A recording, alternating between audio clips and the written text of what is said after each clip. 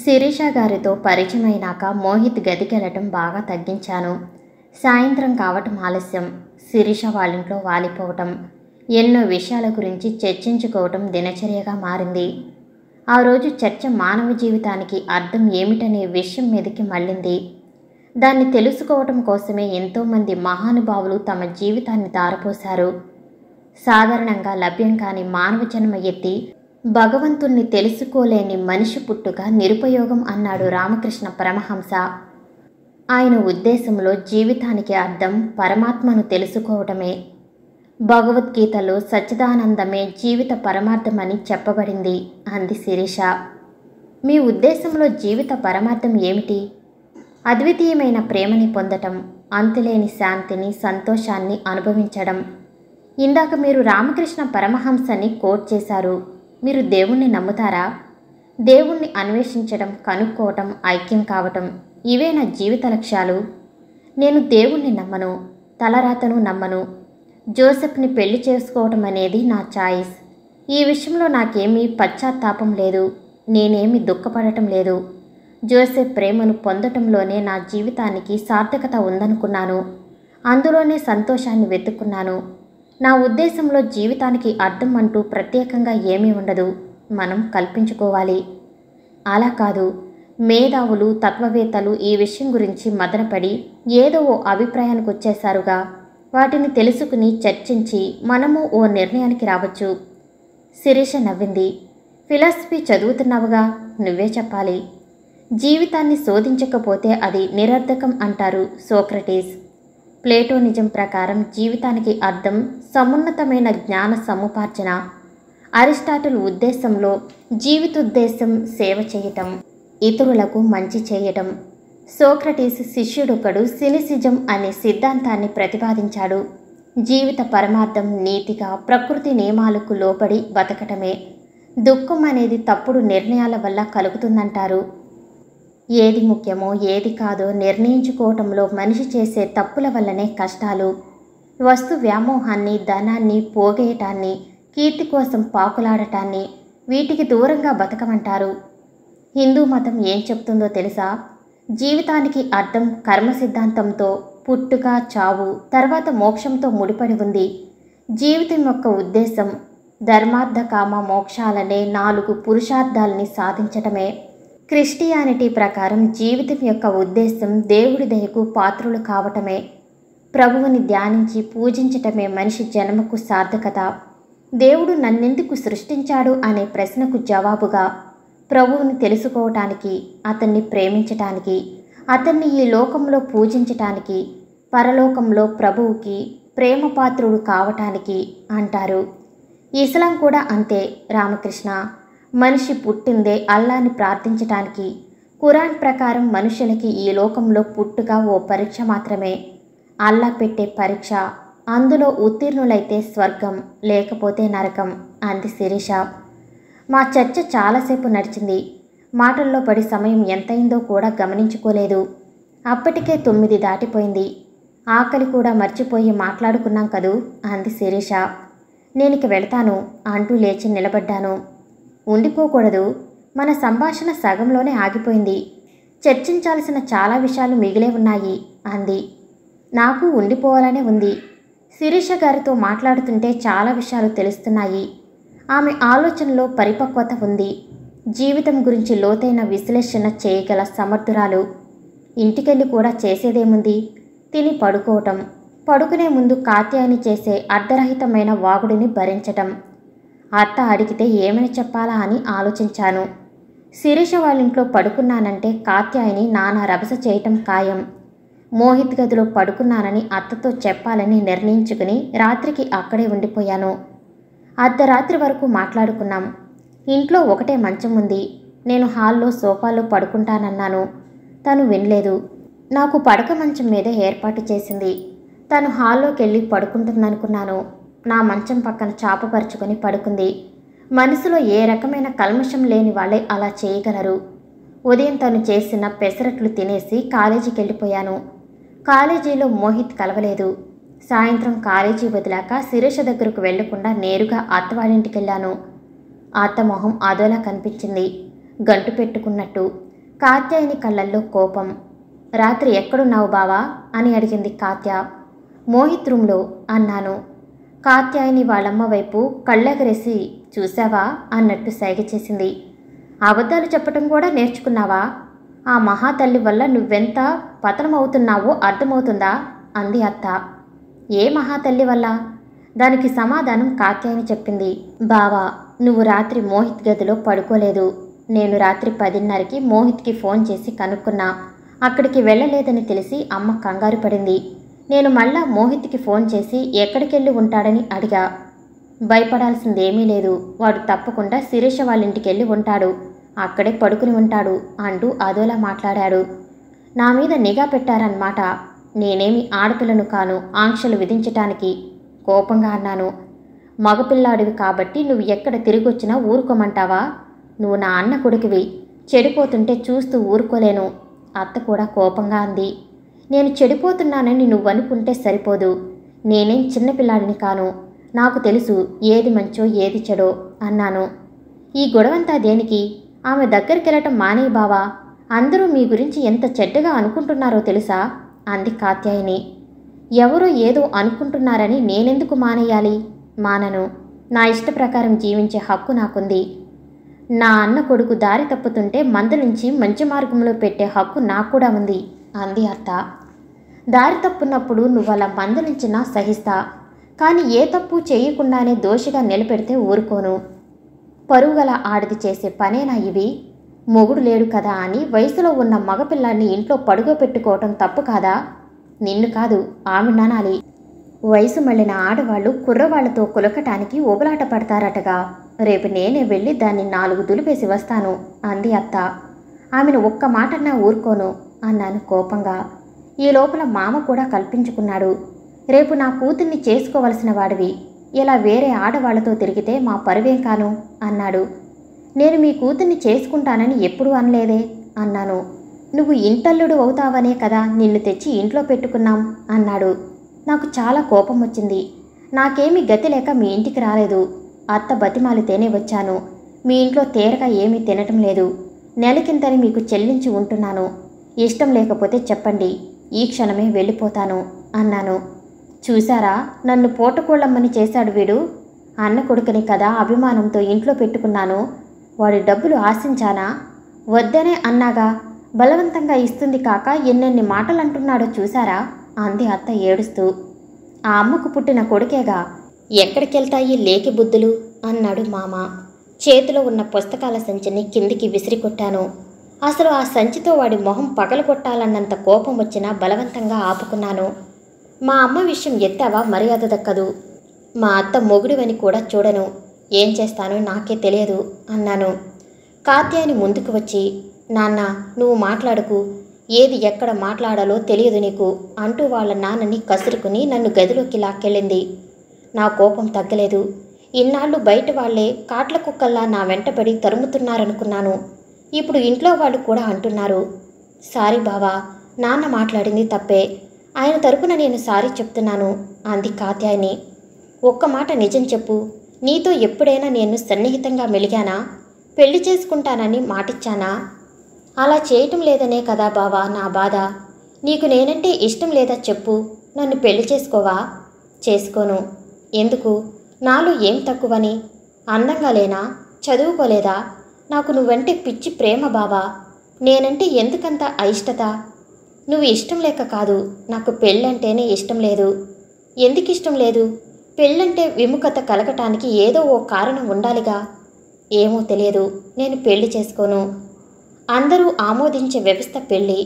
పెళ్ళి ప్రతి ఒక్కరి జీవితంలో చాలా ముఖ్యమైన ఘట్టం బావా. సంసారం అంటూ లేకపోతే బతుకి అర్థం ఏముంటుంది? జీవితానికి అర్థం ఇంత పరిమితమైందని నేననుకోను. మనిషి జన్మకు వేరే అర్థం ఏదో ఉంటుంది. అది పెళ్ళి పిల్లలు మాత్రం కాదు. బావా నా మాట విను. నేను నీ మీదే ఆశలు పెట్టుకుని ఉన్నాను. నీకు నిజంగా ఆవిడంటే, అదే శిరీష ఇష్టమైతే వెళ్ళు, నీ ఇష్టాల్ని కాదనను. కానీ నన్ను మాత్రం పెళ్లి చేసుకో. నువ్వు కూడా అలా అంటావేమిటి కాత్య? శిరీష గారు చాలా మంచివారు, నాకు గురువు లాంటి స్త్రీ.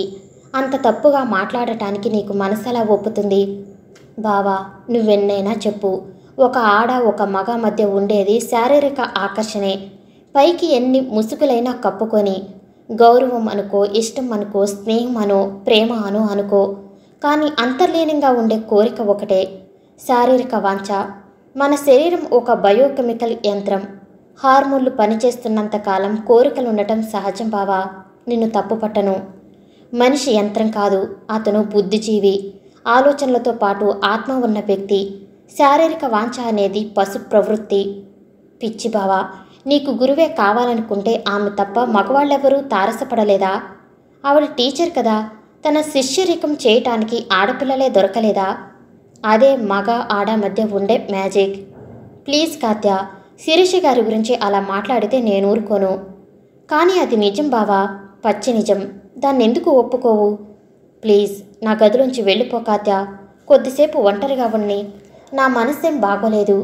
నీ మనసు బాగుండాలనేగా నా ఈ ప్రయత్నమంతా అంది నుదుటి మీద చేయి వేస్తూ. నువ్వు వెళ్ళకపోతే నేనే బయటికి వెళ్ళిపోతాను అంటూ మంచం మీద నుంచి లేచాను. సరే బావా, నీ ఇష్టం. తలుపు దగ్గరగా వేసి కాత్యాయని వెళ్ళిపోయింది. లైట్ తీసేశాను. చీకటి, నాకిష్టమైన చీకటి, నా జీవితం నిండా పరుచుకుని ఉన్న చీకటి. నాకిప్పుడు వెలుతురు కావాలి. బాహ్య ప్రపంచాన్ని వెలిగించే వెలుతురు కాదు, లోపల నుండి ప్రజ్వరిల్లే వెలుతురు, నా కణకణాల్ని వెలిగించే వెలుతురు, నా ఆత్మకు దివిటీలా దారి చూపే వెలుతురు. మరునాడు కాలేజీకి వెళ్ళలేదు. సూట్ కేసులో నా బట్టలు పుస్తకాలు సర్దుకుని వెళ్ళపోతుంటే అత్త, ఎక్కడికి వెళుతున్నావు అని అడిగింది. నేను బయట రూమ్ తీసుకుని ఉండాలని నిర్ణయించుకున్నానత్తయ్య అన్నాను. నీ మేనత్తగా ఓ మాట అనే అధికారం నాకు లేదా? సంసారం అన్నాక మాట అనుకోరా? దానికి అలిగి ఇలా వెళ్ళిపోవాలా? ఏడుస్తూ అంది అత్త. నేనెవరి మీద అలిగి వెళ్ళటం లేదత్తా. నాకెవరి మీద కోపం లేదు. నాకు స్వేచ్ఛ కావాలి. ఒకరి అజమాయిషీలో ఇమడలేను. పెద్దదాన్ని కాబట్టి నా అన్న కొడుకు అన్న చనువుతో ఏదో అన్నానే అనుకో, దాన్ని మందలించటమో అజమాయిషీ చేయటమో అనుకోవాలా? బంధుత్వాలని బందికానాలనుకుంటే ఎలా? అంది అత్త. కాత్యాయిని నా చేతుల్ని కలిపి గట్టిగా పట్టుకుంది. ఆమె కళ్ళ నిండా కన్నీళ్ళు. వద్దు బావా, మమ్మల్ని వదిలి వెళ్ళకు. రోజుకు ఒక్కసారైనా నిన్ను చూడకుండా ఉండలేను బావా అంది. నువ్వు ఆ ఇష్టాన్ని మరింత పెంచుకోకూడదని వెళుతున్నా అన్నాను. నాకు తెలుసు ఎందుకు వెళుతున్నావో. అప్పుడు ఎవరింట్లో ఎన్ని రోజులు పడుకున్నా అడిగేవాళ్ళుండరని కదా అన్నాడు మామ. నువ్వు మాట్లాడుకున్నాన్నా, నీ వల్లనే ఇదంతా అంటూ కసురుకుంది కాత్యాయని. నా వైపు తిరిగి, బావా, నిన్ను బలవంత పెట్టి ఉండమనలేదు. నిన్ను కట్టిపడేసే శక్తి నా ప్రేమకుంటుందని అపోహపడ్డాను. నువ్వు సునాయాసంగా తెంపుకుని వెళ్ళిపోతున్నావు అంది. మోహిత్ రూమ్లో చేరాను. భోజనం కోసం మెస్లో డబ్బులు కట్టాను. ఆ రోజు సాయంత్రం శిరీష వాళ్ళింటికి వెళ్ళినప్పుడు జరిగిన విషయం చెప్పాను. నువ్వు చేసిన మొదటి తప్పు అబద్ధం చెప్పటం. మనం తప్పు చేయనప్పుడు అబద్ధం చెప్పాల్సిన అవసరం ఏమొచ్చింది? నా ఇంట్లోనే పడుకున్నానని చెప్పాల్సింది. ఇంకా వివరాలు అడిగితే ఒకే గదిలో నీ మంచం పక్కన నేను చాపపరుచుకుని పడుకున్నానని చెప్పాల్సింది. నిజం చెప్పటంలో ఓ బలం ఉంటుంది, ఓ ధైర్యం ఉంటుంది. నిజం చెప్తే మెచ్చి మేకతోలు కప్పే మనుషులనుకున్నారా? సంస్కారహీనులు. మీ ఇంట్లో పడుకున్నందుకే అంత తప్పుగా మాట్లాడారే. మనం ఒకే గదిలో పడుకున్నామని తెలిస్తే ఇంకేమైనా ఉందా? ప్రళయం వచ్చేదు. పరాయి వ్యక్తులు అలా మాట్లాడటంలో ఉద్దేశం తాము మాత్రమే పవిత్రులు, ఎదుటి వ్యక్తులు తప్పులు చేస్తారు అని 10 మందికి తెలియటం కోసం అలా నిందలు వేస్తారు. కానీ మనవాళ్ళు మాట్లాడటంలో ఉద్దేశాలు వేరుగా ఉంటాయి కృష్ణ. నీ మరదలకి నువ్వంటే ఇష్టం. ఆ ఇష్టంలోంచి పుట్టుకొచ్చిన అభద్రతా భావన. నువ్వెక్కడ తనకు కాకుండా పోతావోనన్న భయం. మీ అత్తా మామల్ది అంతే. నిన్ను అల్లుడు చేసుకోవాలనుకుంటున్నారు. ఇంకెవరినైనా ఇష్టపడి తమ కూతురికి అన్యాయం చేస్తావేమోనన్న అనుమానం. వాళ్ళ కోణంలోంచి ఆలోచిస్తే వాళ్ళది తప్పనిపించదు, కోపం రాదు. నేను మీ అంత మంచివాణ్ణి కానులేండి. ఇక్కడ మంచితనం కాదు ముఖ్యం. ఎంపతి అంటారే, ఎదుటి వ్యక్తి అలా ఎందుకు మాట్లాడాడు, అలా ఎందుకు ప్రవర్తించాడు అని ఆలోచించగలిగితే అసలు మనుషుల మధ్య గొడవలే ఉండవు. ఏది ఏమైనా నువ్వు ఇంట్లోంచి బయటికి వచ్చి తప్పు చేశావు అందామే. 2 రోజుల తర్వాత మా పెదనాన్న పెద్దమ్మ వచ్చారు. వాళ్ళను పిలుచుకొచ్చింది సుందరం. వాడికి మోహిత్ రూమ్ అడ్రస్ తెలుసు. అత్త వీళ్ళకు ఫోన్ చేసి చెప్పి ఉంటుంది. అత్తతో పోట్లాడి వచ్చేసావటగా అన్నాడు పెదనాన్న. నేనేమి పోట్లాడలేదు పెదనాన్న. నా చదువు అక్కడ సరిగ్గా సాగటం లేదు. ఎప్పటి నుంచో రూమ్ తీసుకుని ఉండాలనుకుంటున్నా. సందర్భం కలిసొచ్చింది అంతే అన్నాను. అది నాకు మీ నాన్నకు చెల్లెలు. నీ మీద మీ నాన్నకు ఎంత అధికారం ఉంటుందో అంతే అధికారం తనకు ఉంటుంది. నువ్వు వెళ్ళిపోయావని ఎలా ఏడుస్తుందో తెలుసా? నా కొడుకైతే ఇలా వెళ్ళిపోయావాడా అని కుమిలి కుమిలి ఏడుస్తుందిరా అన్నాడు. ఇంతకు ఎవరావిడా అని అడిగింది పెద్దమ్మ. ఆ ప్రశ్న వస్తుందని ఎదురు చూస్తున్నా. ఆమె స్కూల్ టీచర్. నాకంటే వయసులో చాలా పెద్దది పెద్దమ్మ. 30 ఏళ్ల పైనే ఉంటాయి. బాగా చదువుకున్న స్త్రీ, మంచి సంస్కారవంతురాలు. మేము కలిసినప్పుడల్లా చాలా విషయాలు చర్చించుకుంటూ ఉంటాం. అంతే తప్ప అత్త అనుకునేలాంటి సంబంధమేమీ లేదు. అటువంటి సంబంధాల మీద నాకు ఆసక్తి కూడా లేదు పెద్దమ్మ అన్నాను. సుందరం కల్పించుకుని, ఒకవేళ ఆమె 16 ఏళ్ల పడుచుపిల్ల అయినా తమ్ముడు అలా చేస్తాడంటే నేను నమ్మను. రామకృష్ణ మా తరంలో పుట్టాల్సిన వాడు కాదమ్మా, మీ అమ్మమ్మల కాలంలో పుట్టాల్సిన వాడు. వాడికి కొన్ని ఆదర్శాలున్నాయి. వాటిని ఆచరించటానికి అవసరమైన మానసిక స్థైర్యము ఉంది. వీడు నా తమ్ముడైనందుకు గర్వపడుతున్నానమ్మా అన్నాడు. నాకు వత్తాసుగా సుందరం మాట్లాడటం వల్లననుకుంటాను. పెద్దమ్మ పెదనాన్న ఎక్కువగా క్లాస్ పీకలేదు. సర్లే వచ్చేసావుగా, కానీ అప్పుడప్పుడు వెళ్ళి అత్తను కలుస్తూ ఉండు, లేకపోతే చాలా బాధపడుతుంది అన్నాడు పెదనాన్న.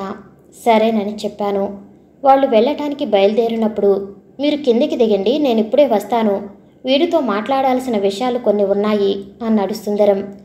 వీడు వాడి అమ్మా నాన్న ముందు నన్ను సపోర్ట్ చేసినట్టు మాట్లాడినా నాకిప్పుడు క్లాస్ పీకటానికే ఉండిపోయాడనుకున్నా. చెప్పరా అన్నయ్య, వింటాను అన్నాను బుద్ధిమంతుడిలా తల కొద్దిగా వంచి. నీకంటే వయసులో పెద్దవాడినైనా నీకు చెప్పేంత వాడిని కాదని నాకు తెలుసులేరా. నిన్ను నేను కాక మరెవరు అర్థం చేసుకుంటారు? రేపు నీకు పెళ్ళైతే నీ భార్య కూడా నా అంత బాగా అర్థం చేసుకోలేదేమో అన్నాడు. అమ్మయ్య, సంతోషంగా ఉందరా అన్నయ్య. ఇంతమందిలో కనీసం నువ్వు ఒక్కడివైనా నన్ను సరిగ్గా అర్థం చేసుకున్నావు అన్నాను. నీకో ముఖ్యమైన విషయం చెప్దామని అమ్మ వాళ్ళని వెళ్ళమని చెప్పాను. You know I am in love అన్నాడు మొహం నిండా వెలుతురు నింపుకుని. ఓ, ప్రేమలో పడ్డావన్నమాట. ఎవరా అమ్మాయి? నా క్లాస్మేట్ చెల్లెలు, డిగ్రీ చదువుతుంది. పేరు అద్విత.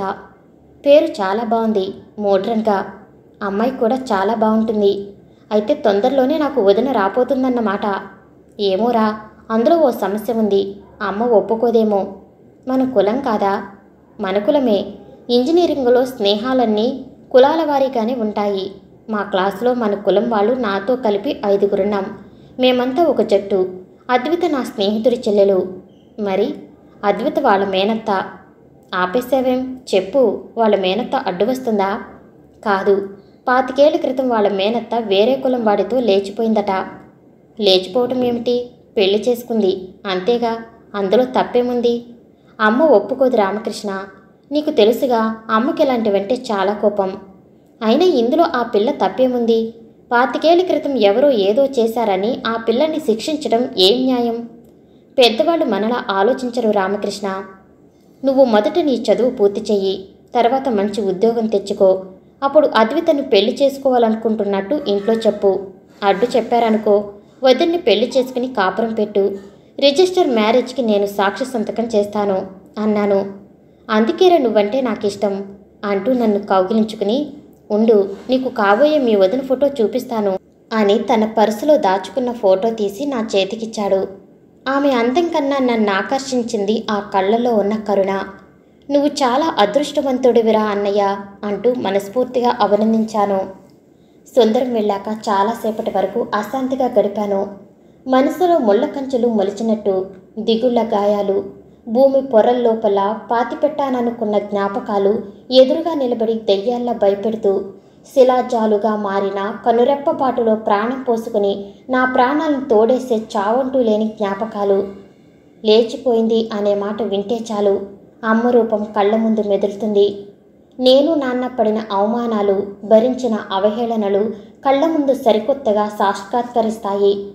నాన్న ఆరోగ్యం, చావు ఎప్పటికీ తెరపడని నాటకంలా కనిపిస్తూనే ఉంటాయి.